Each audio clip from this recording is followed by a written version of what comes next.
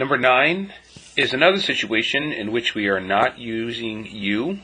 If we try to make u equal to x squared minus 1, then du would be 2x, but we don't have a 2x, and we don't have a 2x up in the numerator, so that's not going to go anywhere.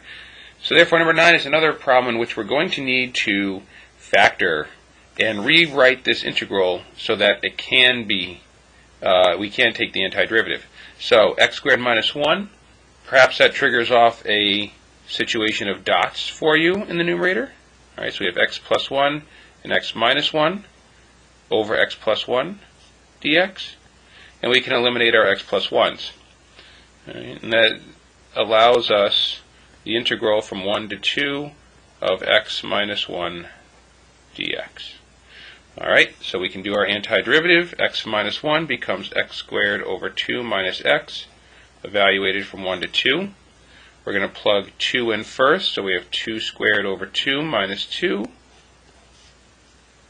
And then now our f of a, which means we plug 1 in, so we have 1 squared over 2 minus 1. So 2 squared is 4, 4 over 2 is 2, so we have 2 minus 2. And we are subtracting, and now we have a half minus 1. A half minus 1 is negative a half. This is obviously 0, so we have 0 minus negative a half, which is going to be positive a half. The answer is A. With number 10, we see that f of x is this function where the integral from 6 to 12 of f of 2x dx is 10. So which of the following must be true? So if we look at these, we see that we have some different bounds here. Sometimes the bounds have been divided, sometimes they've been multiplied, but in every single case we have this f of t dt. We don't have f of 2x. So this is basically u substitution, except they chose to use t for this particular question. So let's work ahead with this. Let's make t equal to 2x. If t is equal to 2x, then dt would be twice dx. Okay, well, we have the dx, we don't have the 2. So we need the 2 here, the 1/2 out front. Right, so we have 1/2, and the integral, we can now write f of t dt. And that matches with what we're looking for in our integrand everywhere. We've got to check our bounds. Well, the old bounds were 6 and 12.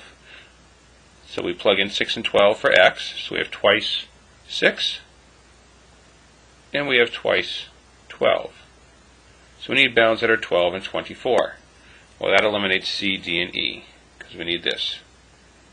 Okay, so the question is, since the old integral was equal to 10, what's the new integral?